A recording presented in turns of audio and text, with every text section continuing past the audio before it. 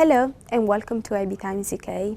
This week, hundreds of activists in the UK organised events to mark the third anniversary since Saudi Arabian blogger Raif Badawi was arrested and sentenced to 10 years in prison and 1,000 lashes after being charged with insulting Islam.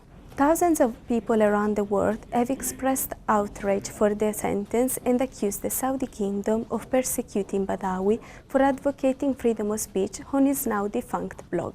We spoke with Pete Radcliffe, organizer of Free Raif UK, on how Badawi has become an international hero and why the international community should increase its pressure on Saudi Arabia. Raif's crime was to simply write his views in a blog, to say he wanted democracy, to say that he was somewhat ashamed of the Saudi government's possible implications, not direct implications, but inspiring some of the ideas of the people who did the 9/11 bombing in 2001.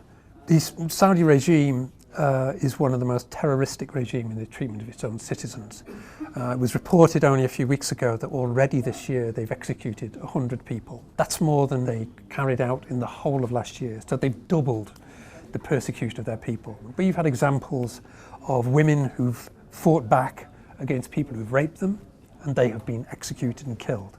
You have situations of people who are of different sexual orientation, who are homosexual, LGBT people, are similarly executed. According to activists, the UK and the rest of the international community have not been doing enough to ensure that Badawi and those who are in a similar situation are released. They urged more action to ensure that Saudi Arabia, which has one of the poorest human rights records in the world, stops cracking down on freedoms such as freedom of expression and religion and guarantees basic rights to its citizens. The government has spoken too little about Raif Badawi. There was an outrageous incident in the House of Lords last week when the Conservative Foreign Minister made out that the Saudi people wanted Raif to be lashed.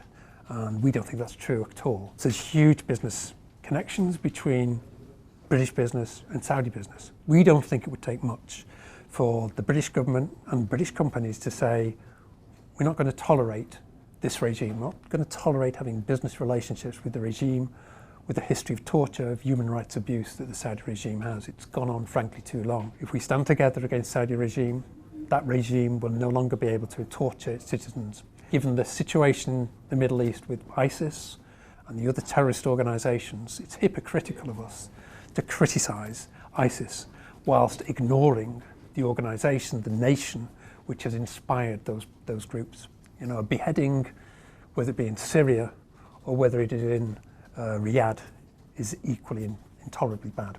Yeah. There's a time like no other to now take action against Saudi Arabia. They appear like any dictatorship before they collapse. They appear incredibly strong, incredibly brutal, and incredibly repressive. But we think that's really a mask for serious weakness. I think there are many people in Saudi Arabia, probably even in the ruling family, who are exceedingly embarrassed about the history and the legacy of that state. Our call is on them to stand up and call for democracy and to demand Raif be free and allowed to join his family should he wish to do so in Canada. But most of all, we want to ensure that democracy comes about for the Saudi people who've been denied it too long.